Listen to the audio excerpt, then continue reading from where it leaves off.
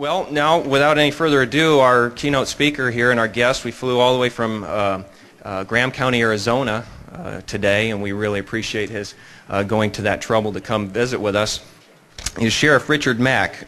Sheriff Richard Mack is a two-term county sheriff of Graham County, Arizona. In 1994, he filed a lawsuit that stopped the feds from forcing another illegal mandate on the counties, which was the Brady Bill. He won in U.S. Supreme Court based on the 10th Amendment, and he'll tell us a little bit about that tonight, I'm sure. He's appeared on The Donahue Show. I don't know how you survived that. Oh my goodness. Good Morning America, Crossfire, Nightline, CNBC, and Showtime's The American Candidate. He's appeared on over 500 radio programs ranging from G. Gordon Liddy and Charles Goyette to Derry Brownfield and Pat Buchanan. His newest book covers decades of research to prove once and for all that the sheriffs in this country are indeed the ultimate law authority in their respective jurisdictions. The sheriff absolutely has the power and responsibility to defend his citizens against all enemies, including those from our own federal government. His book is here for $9. If you get a chance to check it out and take it with you, take several and give them out to family and friends as well. Sheriff, thank you.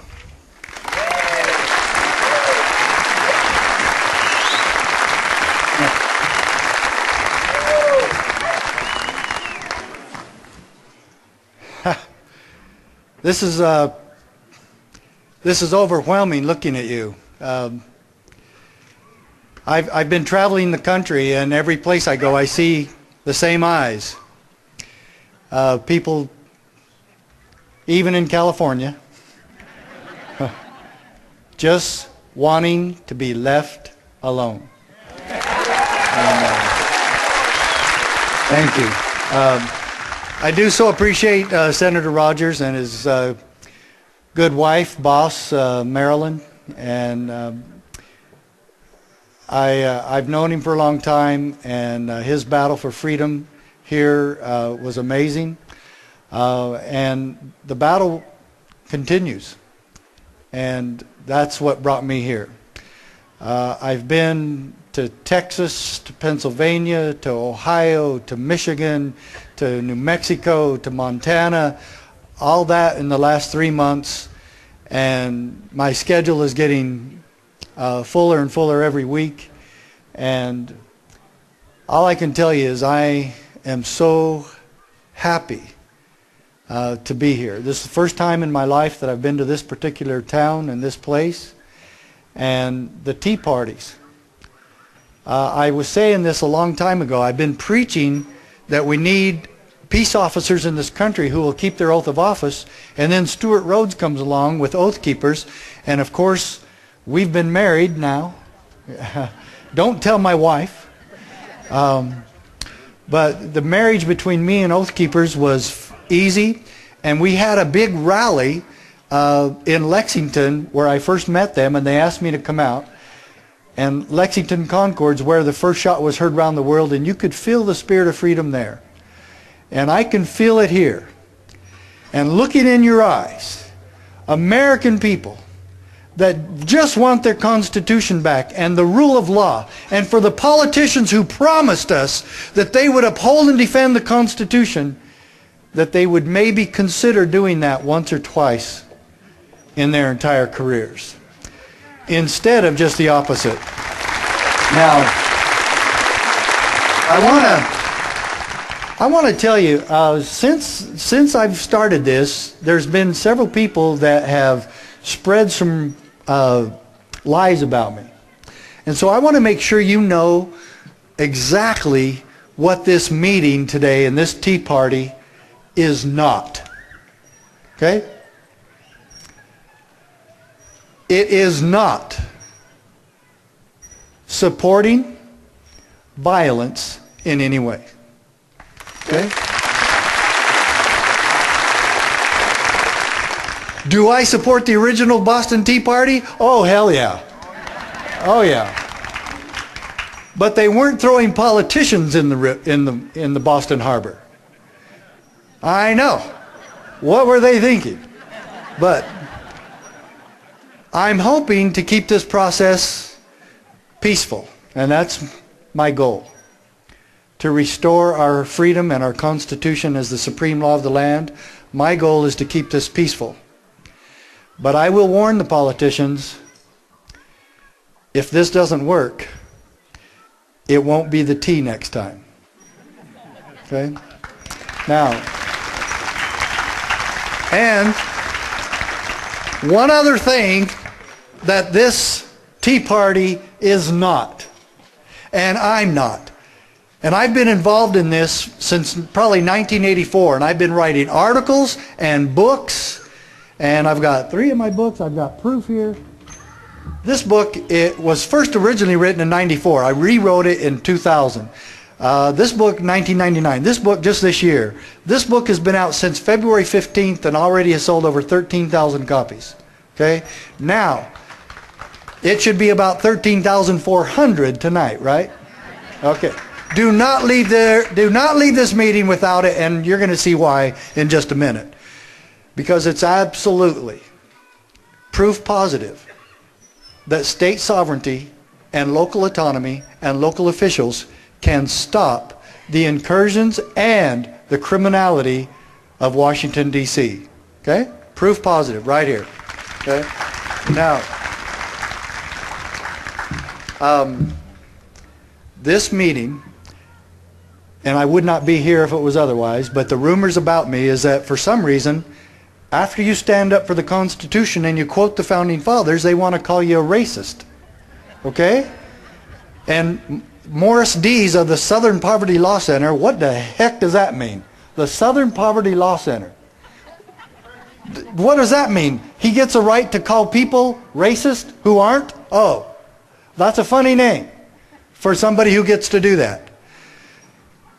I have never, will never, ever support anything that is racist. And let me say this very clearly. Freedom and our Constitution is for all races, all religions, all people, everyone.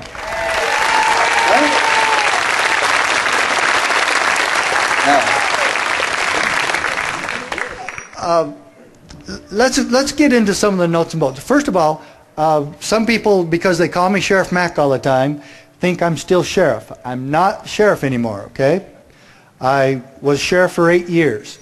While sheriff of Graham County, Arizona, I was the first one in the United States, the first sheriff, to file a lawsuit against the Clinton administration to stop the incursions and the criminality and the unconstitutionality associated with the Brady Bill.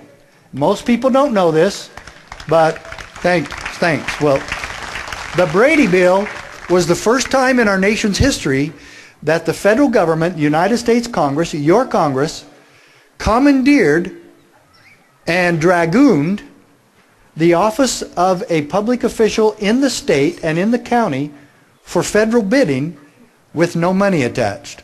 Now, Senator Rogers made a little bit of a typo when he was talking about that part. Had they funded the Brady Bill, I still wouldn't have done it. Okay? And he knows me well enough to know that. So I didn't want you to make any mistake here. If they had funded the Brady Bill and told us they would have paid us all these federal funds, oh yes, I would have supported it. And no. The Brady Bill was unconstitutional because it forced me to violate your Second Amendment rights. And I said no. And then we filed a lawsuit. I didn't say I'm going to shoot everybody. No. I simply said I'll take you to court. Do you know what I found out doing that? I should not have. The sheriffs in this country should have exercised their power as your representative in your county in exercising law enforcement and protecting you and the Constitution as their ultimate duty. The sheriffs of this country, and specifically those of us in Arizona where I was involved at the time, should have simply written a letter or held a press conference and told the federal government, your United States Congress and the Clinton administration, thanks very much for the Brady Bill, but it will not apply here. Take it back. Sorry. Not going to happen here. And after taking this to the Supreme Court and realizing how much money that was going to cost, it cost, to go from the district court, circuit court, and by the way, we lost at the circuit court. Why? Because Arizona's in San Francisco's court, the Ninth Circuit. We actually got one judge on our side, Judge Fernandez, go figure. But he was the one that used the term dragooned the sheriffs into federal bidding. And it was actually my lawyer who I hired along with the NRA lawyers that helped us with this case. He said that this violated the 13th Amendment as well as the 10th. We did not file this on the 2nd. For all you Second Amendment guys, this was not filed on the Second Amendment because we had no standing on this.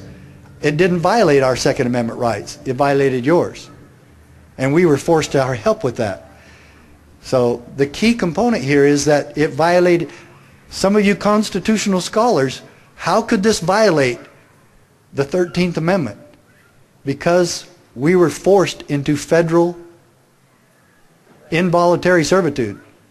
That's what it forced us to do, because the Brady Bill said anyone knowingly failing to comply with these provisions is subject to a year in jail or $10,000 fine or both. So first time in history that a federal law didn't have any money attached but threatened to arrest us if we didn't go along. And so why didn't every sheriff join the lawsuit? Ultimately, only 6 others did all across the country. Only 1 from Texas, none from California. And Sheriff Prince from Montana, who filed about 6 weeks after I did, he and I had no cooperation whatsoever. I heard about it on the CBS Morning News as I was going to work one morning, and I about hit my head through the ceiling of the car. It was a great day in my life to know that I wasn't going to be the only one, because my wife was a little bit afraid of that I might be singled out a little bit by the Clinton administration. We sued the Clinton administration and lived to tell about it.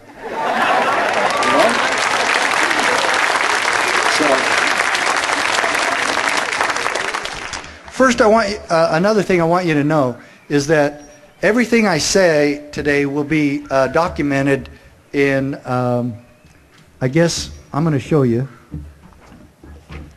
these 5 documents you see in front of you. First, of course, the county sheriff, America's Last Hope, and that's really what we're promoting today as a theme. But the prequel to that was the proper role of law enforcement. Now that's a good-looking guy there. Weren't we all 20 years ago? Yeah, And there's some specifics in here that it talks about my conversion to being a constitutional guard instead of a jerk peace officer by the numbers cop wanting to write everybody a ticket every day. Every minute. And then this book, From My Cold Dead Fingers, Why America Needs Guns, was actually the book that I wrote pursuant to the lawsuit against the Clinton administration on the Brady Bill. And it has a lot of history of that. And then, of course, the Second Amendment dissected from the intent of the Founding Fathers. And then, of course, the Declaration of Independence and the Constitution. And this is a copy of the Supreme Court decision written by Justice Scalia. And this is probably the most powerful 10th Amendment decision in the history of our country. And I'm going to do a little fundraiser here, okay? First of all, what was the last words uttered by William Wallace? Freedom. Freedom! Okay, good. I'm going to write that quote on the top of this document, the Supreme Court decision. Then I'm going to sign my name. And I'm going to date it. Okay? And the first person that, offers me $100. Now you say, this isn't worth $100? No, the copying is not. The copying's worth about $3. This costs $300,000 over 3.5 years of my life.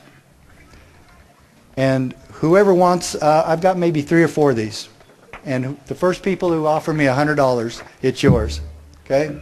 And then you can copy as many as you want and pass them around. But the press and the White House and Bill Clinton and Janet Reno said that this was a meaningless decision, changed nothing, and was a, quote, a mere token victory for the NRA. I wasn't a member of the NRA, so how did that happen? I've never been a gun nut, never been a gun enthusiast, and I've never been a hunter. The Second Amendment has never really had much to do with any of that. The Second Amendment is about one thing and one thing only, and that is that if the people of this country are going to remain in power and throw off abusive, tyrannical government, then they must have the tools to do so. That's what the Second Amendment's about.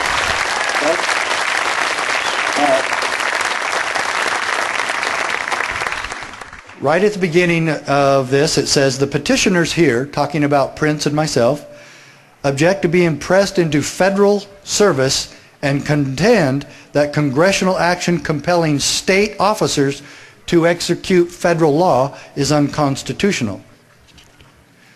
Then on page 8, it says, you think this is meaningless, folks?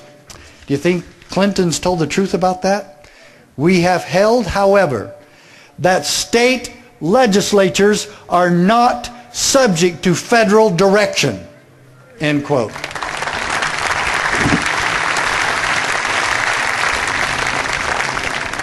And then it talks about the supremacy clause and how the states and local municipalities are just as supreme as the federal government. Bet you've never heard that one before, have you? And then right here, page 17.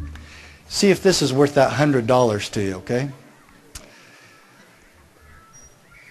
It is an essential attribute of the states that they retained sovereignty, that they remain independent and autonomous within their proper sphere of authority.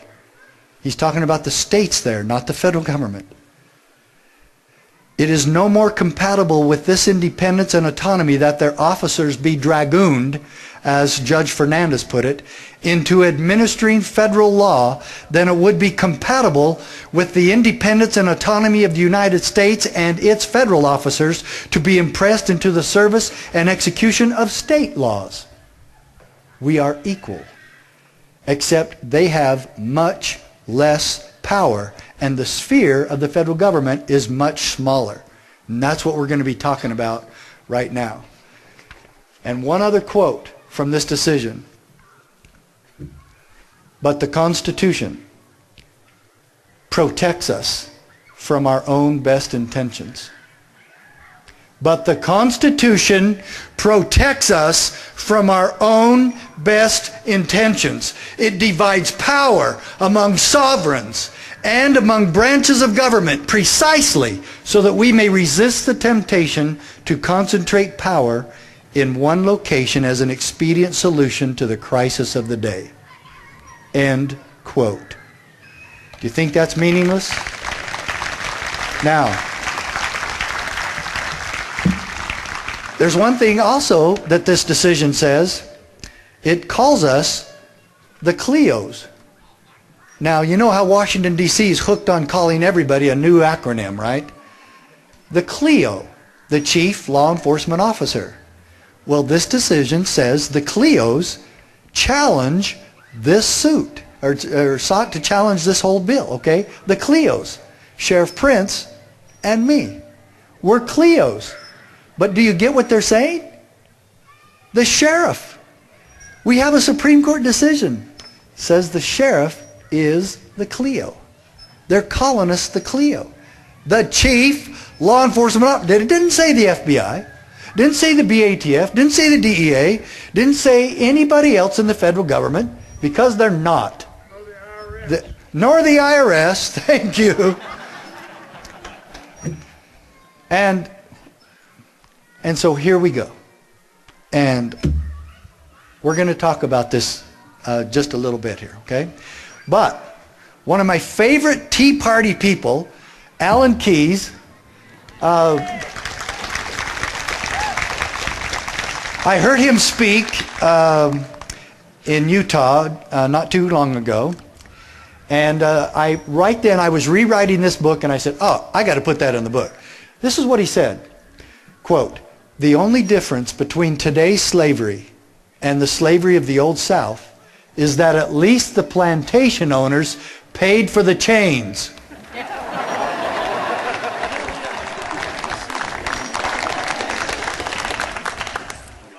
That book is worth the quote alone. Okay. Now, ladies and gentlemen, and Senator Rogers touched on this. Do you want California to be the richest instead of the most broke state in the union? Then stop paying for the chains.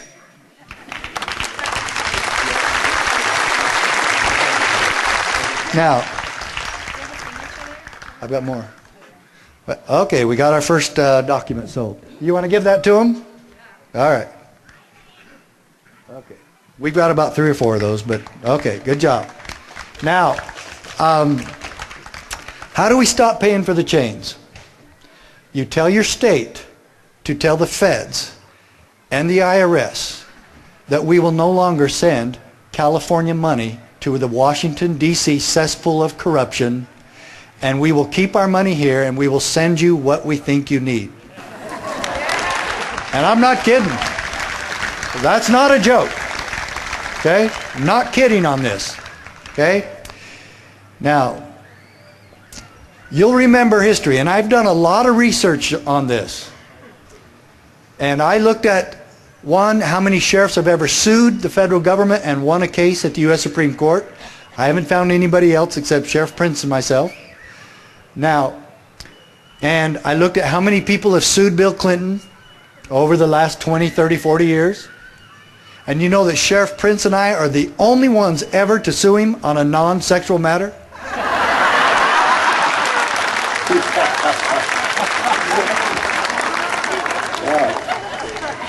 So first, Senator Rogers touched on this, and Oath Keepers is certainly bringing this to the forefront. And I really want to have time, and so I don't want any of you to leave, because we're going to do an Oath Keeper ceremony here. You, we, the people, are going to stand and take the oath today. Only those who absolutely believe that you will keep it, and that you will pledge your life and fortune and sacred honor to this holy cause. And those of you who wish to do that, young and old, will stand with me tonight and take that oath. And we're going to do that in just a little bit. But first, why do we take an oath? Why is it when he was a Marine, and when you become a peace officer, or when you were in Vietnam, or when you were any other public servant, even some school teachers take this oath? Take an oath of loyalty to the Constitution. Why? Because the Constitution requires it. Did you know that? It does. Article 6 of the United States Constitution. Before mentioned, and the members of the several state legislatures and all executive and judicial officers, both of the United States and of the several states, shall be bound by oath or affirmation to support this Constitution. If you do not take the oath, you are violating the supreme law of the land. If you do not keep your oath, you're violating the trust of the people. And that's all this is about. That's all I'm about. We follow the Constitution, we keep our word, we keep our oaths, and we put the Constitution back as the supreme law of the land. That's it. That's what your sheriff's responsibility is. That's what your responsibility is. And why do we have government? Where do we see that? Do any of our foundational documents tell us why we have government? Well, of course. It's not in the Constitution necessarily, but there's a lot of support there for it. But the promise was the Declaration of Independence. To secure that promise was the Constitution. And it's right here. You hear this all the time, don't you? Every 4th of July, or every time you hear a politician spouting off about, how he's going to, take care of you, That should really worry you, by the way, when somebody says that from Washington, D.C. Okay? But I'm here to tell you, we have got to shift our paradigm to local. Stop worrying about Washington, D.C. Stop worrying about chemtrails and whether Obama has a birth certificate. And Orly Tate's, God bless her, let her take care of that. But we have got to concentrate right here. This is where we can get our freedom back. If any of you think we're going to get our freedom and Constitution back in Washington, D.C., then I've got beachfront property for you in Omaha. It's not going to happen in the cesspool of corruption. How many times do we have to get hit over the head with the Washington, D.C. baseball bat of corruption and still think there's some sort of hope there? God bless Ron Paul, but you know what? Being alone there, he's not going to get too much by way of freedom, is he?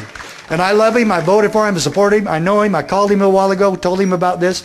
And absolutely, he is right on every issue. I've never disagreed with him on any issue. But where do we now concentrate on those issues? Washington, D.C.? No. That's a waste of time and money. It's all that place is. And if God doesn't strike down Washington, D.C., he owes Sodom and Gomorrah an apology. Yeah. So forget Washington, D.C.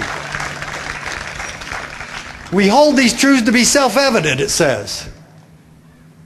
That we're endowed by our Creator with certain unalienable rights. That among these are life, liberty, and the pursuit of happiness. What is next? Well, what did I start this with? Where do we see what government is for? To secure these rights. Governments are instituted among men. Declaration of Independence. To secure what? To secure these rights. Life, liberty, and the pursuit of happiness or property. Why do we have a dog catcher? And all the way down to the president.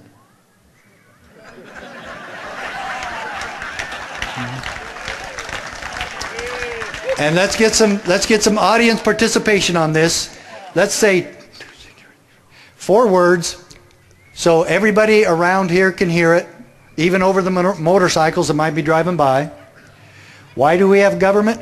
To secure these rights. Again, to secure these rights. And if they're not doing that, then we don't need them. And they're violating their oath. Okay?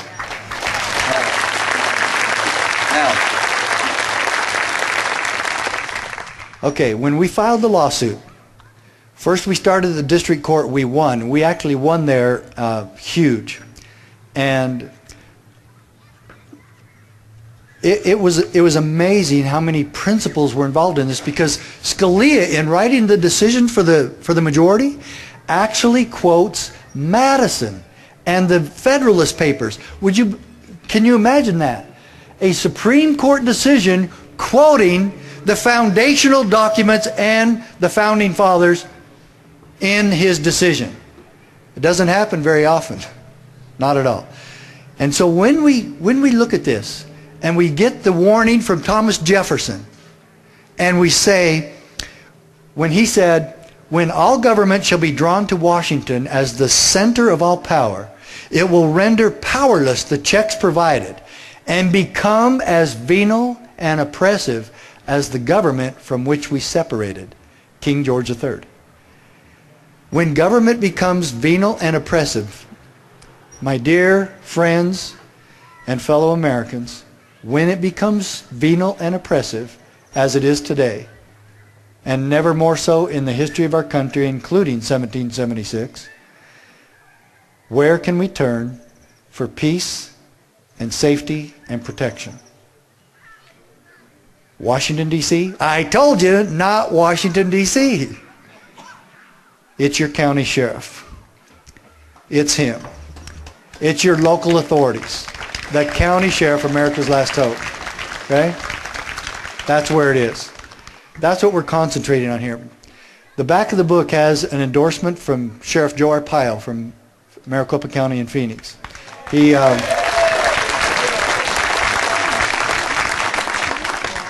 a good friend of mine. I've told Joe this before, that he wasn't the toughest sheriff in America. And we argued about it again yesterday when we were on the phone. And he wrote a book about that, and he sold like 400,000 of them or so, you know. And I said, "Joe, you need to make a disclaimer about that, because you're the second toughest sheriff in America. You took on the drug gangs the druggies, the gangs, the street gangs, and the prostitutes. I took on the Clinton administration.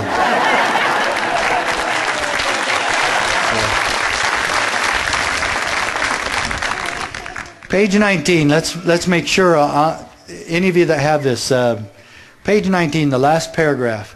James Madison warned, there are more instances of the abridgment of freedom of the people by gradual and silent encroachments from those in power than by violent and sudden usurpations or wars or foreign enemies. So where do we concentrate? What did he just say there? He just said what I've said. It's on my website, sheriffmac.com.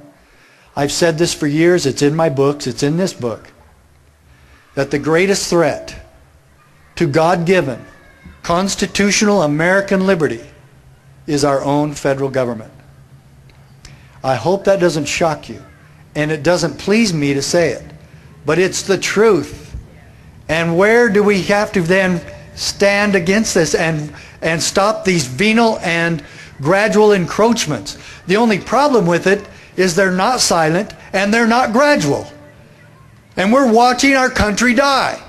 And if we do not get the support of our local officials, and if we do not get the sheriffs of this country standing as an army, marching as if to Washington, D.C., for us, for each of us here, we will continue and we will watch America die. And I don't want to. And I will not. And I've dedicated my life. And I hope you will dedicate yours tonight with me. As we, again, hand in hand, as a fellow Americans and as the backbone of this country, we the people will stand and make sure that our sheriffs stand for us. And our local state officials as well. But it will happen right here in California, in your counties, where government is small and easier to work with. We can't work with the 535 people and all those bureaucracies in Washington, D.C. They've already proved over and over they will not work with us when it comes to issues of freedom. They won't. They want programs, and they want politics, and they want policies, and they want control. That's what they're after. None of that has anything to do with the Constitution. The Constitution was written, and specifically the Bill of Rights, to limit what government can do. Congress shall make no law. And there's 5 principles in the First Amendment. And then Congress shall not infringe the right of the people to keep and bear arms. And yet there's 23,000 gun control laws now in this country. You would think it said just the opposite. And it goes on and on about all of our rights. And you know what? My mom is 87. There was a time I didn't have health care. And you know what? It is not your responsibility to make sure I have it. It's not yours. Therefore, it cannot be my government's, because it's not yours and they can only do what represents you and what you can do. Okay? So, now, I started law enforcement just about like every other cop. And I wanted to be, you know, in an exciting career. I wanted the high-speed pursuits. I wanted to kick in the doors. I wanted to be at the major traffic accidents, solve crimes, solve murders. And after about 3 years, I worked an undercover assignment. And that's documented in here and has my undercover picture in there even. And then I'm back on patrol, and I'm out writing tickets one day. And that's all I'm doing. And we had a DAR, daily activity report, and I'm filling out my daily activity report, and I'm in a marked unit, I'm in a patrol car. And it's easy to see. And it has the red and blue lights on it and all that, okay? And I'm parked at an intersection, and I'm just south of the intersection facing north, about 50 feet from the stop sign, and this lady runs a stop sign right in front of me. And it looks like, and some of you ladies that have maybe 3 or 4, maybe 5, 6, 7, 8, 9 kids, you might be able to relate to this. But what I saw inside her car looked like the Tasmanian devil. And all it was a bunch of kids, and it was feet flying and hands and heads, and then the mom is trying to settle them all down, and she runs through the stop sign while she's trying to take care of the kids and settle them down. And she looks over at me, and she looks where she is in the intersection, and she just throws her arms up in the air like, what else could go wrong today? So I get up to her, and she already has her license and registration out the window. I didn't even have to turn on my red and blue lights. She's just immediately pulled over. And I thought, well, you know what? This is going to be an easy one. I'm going to get another slash marked on my daily activity report. You know, write the tickets. Oh, yes. Were there quotas? No, but it was the same thing. I mean, they would interview us and say, how many tickets can you write this month? Serious. That's all true. And so I just start writing this lady a ticket. She didn't make a fight at all. She didn't say, oh, sheriff or officer, you have a mother. I mean, you wouldn't write your mother a ticket. How about your wife? She has a bunch of kids, and I didn't mean, it was an accident. She was just staring straight ahead, very depressed, and I think maybe she was wondering why she married the guy that gave her all those kids. And now I'm just signing filling out the ticket with her license information, and I'm just signing my name at the end and putting my serial number, and I paused. And I looked down at this dejected, depressed, dismayed lady, and I looked at her snotty-nosed kids, and they're still fighting, some of them are crying. And I looked at her dilapidated old car that wasn't worth $350. It was a Datsun compact station wagon of some sort, and I do mean Datsun, not Nissan, Datsun. It was old. And then I looked at me, and it was the most penetrating gaze I'd ever experienced in my life. And I asked myself a few questions. I said, Mac, is there anything that you're doing here that's helping this family? Maybe a real peace officer would recognize this family cannot afford this ticket that you're giving them. Whether it's $40 or $50, whether it was $10, she could not have afforded this ticket. Her kids needed clothes and food. And I'm going to write her a ticket because that's my job. And yes, I was a by-the-numbers jerk. And then I said, is there anything that you're doing here that's making this a better place to live? Maybe I could have told her, ma'am, there's a school right here. We were right next to an elementary school. Why don't you let your kids out over there at the playground and let them swing and play and get their energy out for 10 or 15 minutes, and then collect yourselves, get back in the car, and go down the street. How does that sound? I know you didn't mean to do it. You didn't hurt anybody. You were trying to help your family, and now I'm going to try to help your family too. Oh, no, we're just going to write the tickets. That's what we're here for. And so, my last question. Mac, is there anything you're doing here that's bringing honor to the badge you wear on your chest? Well, I took the ticket with me back to the police station, just walked away from that lady, handed her license and registration, and I'm sure she sat there for another 10 or 15 minutes wondering what I was doing or if I was ever coming back. I never said a word to her, because if she had thanked me for anything, it would have made my shame even worse. I deserved no thanks whatsoever. And the next day, I was working swing shift at this time. Swing shift starts at 3. Briefing starts at 2:30. I came to work at 2:15. Went to the city clerk's office, and I promise you, with God as my witness, I do not know why I asked this. I said, did I take an oath of office? And the city clerk says, yes. She said, would you like a copy of it? It's in your file. And she gave it to me. And I read it. And now I'm going to go quit my job.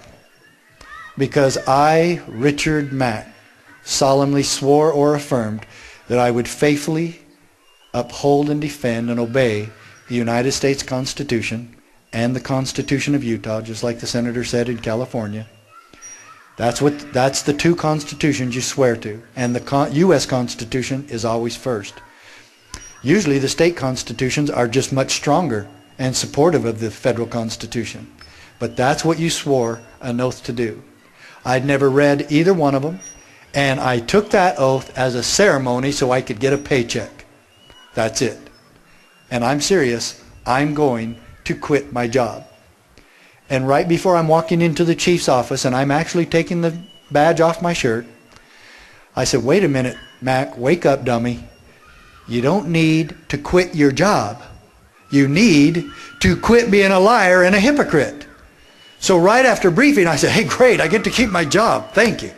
And I said, I went right back to briefing, and right after briefing, I went home. And I got the World Book Encyclopedia, the part that said U.S. Constitution. And I read it. Every time I wasn't making a call or doing anything else, I was doing the most important studying and research of any police officer's career. Studying the Constitution. And I knew then that I would never be on the wrong side again. And then, about 4 months later, I get a notice, or we get a notice at the police department on the bulletin board advertising a police training called Constitutional Studies for Law Enforcement Officers. Man, is this an answer to prayers or what? And the instructor was a man by the name of W. Cleon Skousen. And I went to his training. It was 2 days at the University of Utah, and there was 240 big tough cops there. And we studied The Making of America, his book, and the Constitution and how it came to be through the eyes and the words of the Founding Fathers. And I was converted. Did you hear that word? I was converted to the United States Constitution. And I promised myself that I would never be on the wrong side again. And then, after I'd spent 11 years at Provo Police Department, a couple of crazy people from Arizona kept calling me and my wife and telling me to move home and run for sheriff. And this is the first time my wife agreed with me that her parents were crazy. And so my wife and I sat down one night as we were getting ready for bed, and we decided that we'd just write up all the pros and cons about how we couldn't run for sheriff in Arizona. And we came up with about 20 reasons why we should not, and about 2 reasons why we should, and that was just to be closer to family, is all. And 3 weeks later, we moved home to Arizona and ran for sheriff. And I don't know how it all happened, but it did. And then when the Brady Bill came out, I immediately recognized it as being unconstitutional. And I filed lawsuit. And then, of course, we lost it the circuit level at San Francisco after we won at the district level. But 2 other sheriffs in the 5th Circuit won at the circuit level in New Orleans. And so then Sheriff Prince and I were granted certiorari by the U.S. Supreme Court, and we appeared there in 1996, in December of 96, and then June 27, 1997 was when that document came out that the United States Supreme Court ruled the Brady Bill to be unconstitutional in the part that it dragooned or commandeered sheriffs, local officials, for federal bidding.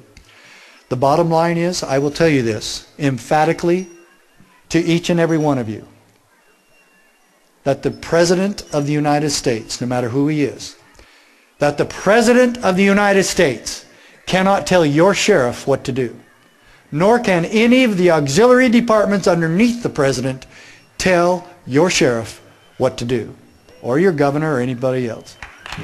Not. Can't happen. So let's go over this. Let's go over this really quickly. Quoting from the decision, again it's in the book, 50 pages that every peace officer and sheriff in this country should use, read, and adhere to. Okay? Quote, "The great innovation of this design was that our citizens would have 2 political capacities, one state and one federal." Get this, quote, "each protected from incursions by the other." Who's supposed to protect me from incursions from the federal government? The other government. The other governments. Each protected from incursion by the other. A legal system unprecedented in form and design, establishing 2 forms of government, each with its own direct relationship and set of rights and obligations to the people who sustain it and are governed by it. Now get this, again, quoting the United States Supreme Court, the local or municipal authorities form distinct and independent portions of the supremacy. Of the supremacy. No more subject within their respective spheres to the general authority than the general authority is subject to them within its own sphere. Well, the question is, how do we define the federal sphere? U.S. Constitution? Thank you. Article 1, Section 8. What does Article 1, Section 8 do? It says what the federal government gets to do. These are the 18 assignments that the federal government is in charge of. Are they sovereign on that? Yes. They do not have to ask anybody's permission to do those 18 assignments. If they want to come in here to your county to do those 18 assignments, I can't stop them. However, anything outside Article 1, Section 8, where must the federal government refer?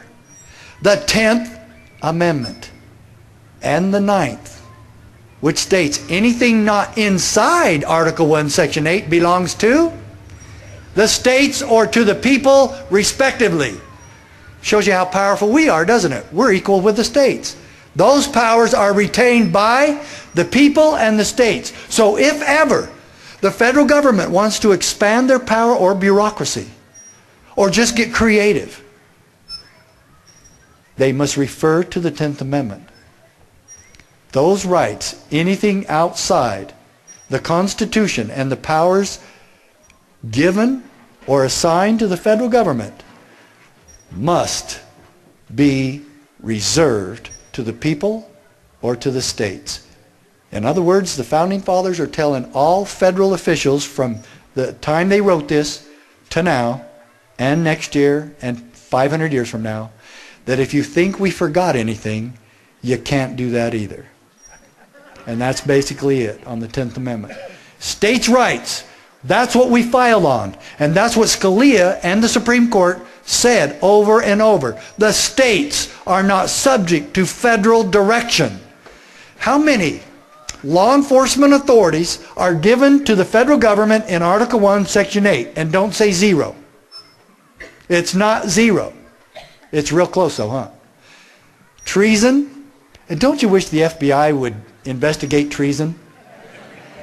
Don't you wish they would start in Washington, D.C.? And don't you wish they would try to work their way out of there? And maybe in 25 years they could maybe get out of there, huh? Okay, treason, felonies committed on the high seas, and counterfeiting. That's it.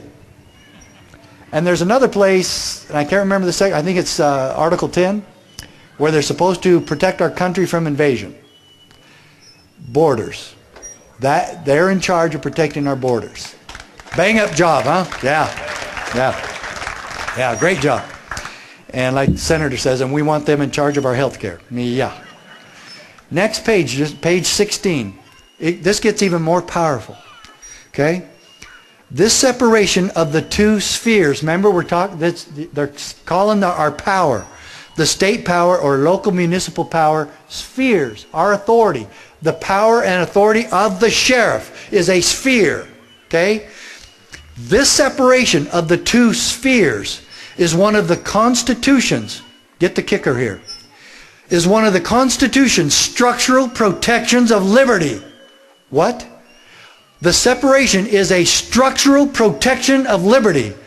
A healthy balance of power between the states and the federal government will reduce the risk of tyranny and abuse from either front. And I'm still quoting. Hence, a double security arises to the rights of the people. A what? A double security arises to the rights of the people. Folks, I am not making this stuff up. I'm only the messenger. I'm only the researcher. The rest is up to you and your local officials to have the guts to keep their oaths. The different governments will control each other at the same time that each will be controlled by itself. So when the federal government refuses to control itself, who is in charge of controlling it. State and local spheres. And the number one, let's say, the number one problem that we have had with the federal government the last 30, 40, 50 years, the IRS. Would it be proper for the sheriffs of this country to tell the IRS to stay the hell out of my county? Yes. Why? Well, any sheriff who keeps his oath and knows and understands the Constitution knows that random audits are unconstitutional, and that I have to prove myself innocent of any charge from them after they randomly audit me. Any cop knows that he cannot conduct random audits. Maybe we should stop child abuse by randomly auditing citizens and just going in homes and randomly audit them and find out and interview children to see if they're being abused in that home. Wouldn't that be a more worthy cause than to find out if my finances are in order that the IRS seems to think they own? And isn't this an amazing perspective? That we are all in charge of monitoring ourselves financially for the IRS, and if we don't do it right, we go to jail. No, that was never meant to be. And how many times in history in the last 50 years have the IRS agents been used as political hacks for presidents? Clinton did it, Nixon did it, Bush did it, Obama's, well, he hired a tax cheat to be in charge of the IRS. Do you think maybe there might be a little problem there? And so, when we know that the IRS has committed these types of crimes all throughout history, why would any sheriff allow them unfettered access in his county? He can't, if he's really doing his job to protect his citizens from all enemies, both foreign and domestic. Do you want to opt out of the Obamacare? Do you want to opt out? Okay. What did I say? The whole thing was about state legislatures or states are not subject to federal direction. We already have that in a Supreme Court ruling. States opt out. Tell them to take their money, keep that, we'll keep our money here and take care of our own health care. And get the heck out.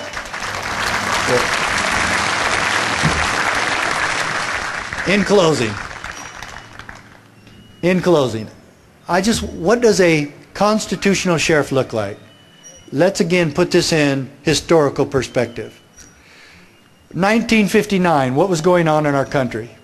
Segregation. It was actually at several times supported by the United States Supreme Court.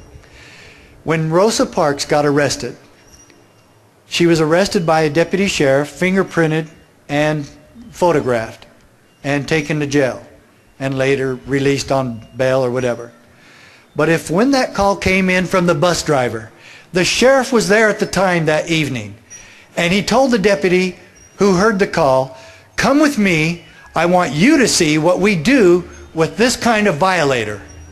And the deputy's going, "Man, this lady's in for it. The sheriff's going to go teach me what to do with her."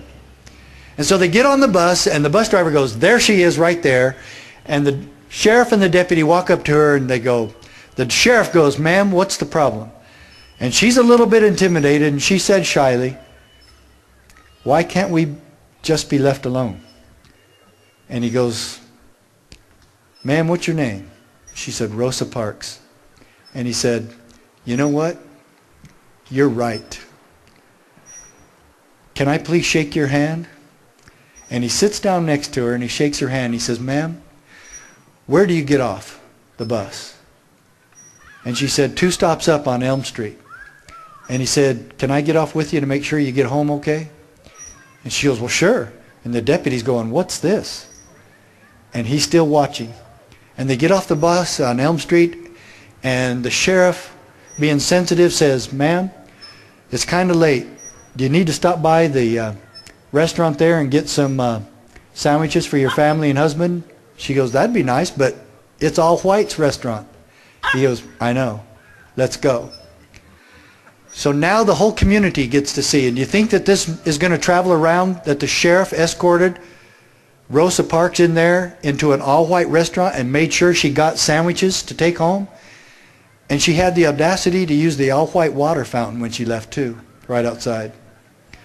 And then the sheriff takes her home, and Rosa Parks' husband sees him, and he goes, oh no, what did Rosa Parks do this time? And he goes out there and says, what's up? And the sheriff goes, calm down. He said, Rosa refused to give her seat up to a white man, but everything's going to be okay. And says, by the way, Mr. Parks, do you have a gun in the home?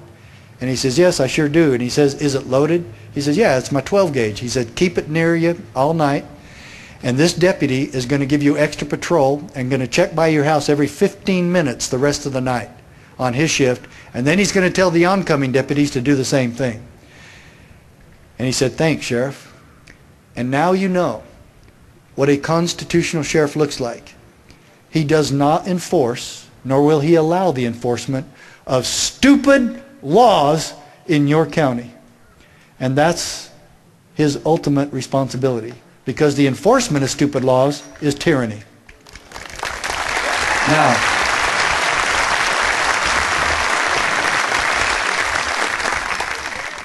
real quickly, those of you who want to stand with me and raise your right arm and take an oath to the Constitution and to America, do not do this if you're not going to keep it. But if you will keep it, stand with me and raise your right arm. Now, wait, don't do this yet. I want to read it first. Don't raise your right arm yet. I want you to hear what you're going to swear to, because I don't want any mistakes here, okay? This is it. For me, it would be, I, Richard Mack, Richard, say your full name. Richard Ivan Mack, do solemnly swear or affirm that I will support, protect, and defend the Constitution of the United States of America against all enemies, both foreign and domestic, that I will bear true faith and allegiance to the Constitution, that I take this obligation freely without any mental reservations of purpose of evasion, and that I will faithfully discharge the duties of my office in whatever capacity that might be, and pledge my life, my fortune, and my sacred honor to this holy cause, so help me God. Okay, that's what you're going to swear to. You're doing this freely, of your own free will, and you will not allow your oath to be violated. Now, this is for citizens as well as anybody else, because it says in whatever capacity that might be, and that's what we are doing.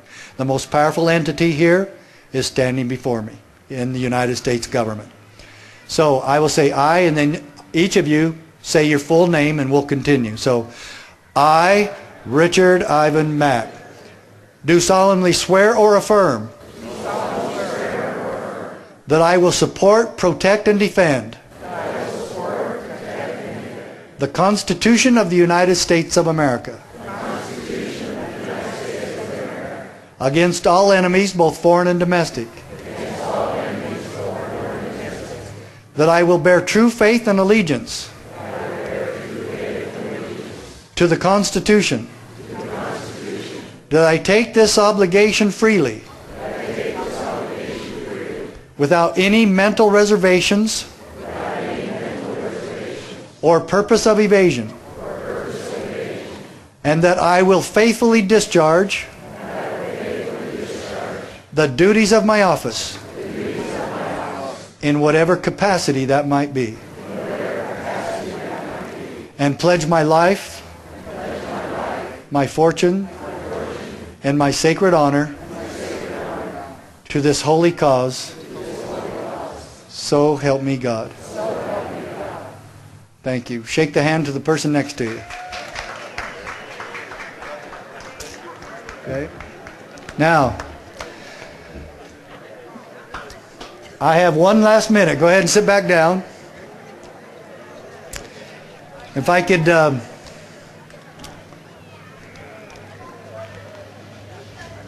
remember that police training I told you I went to? The police training that I went to back when I was a rookie cop about the constitutional studies for law enforcement, I'm now teaching that class to law enforcement across the country. So if you want that done here, let me know.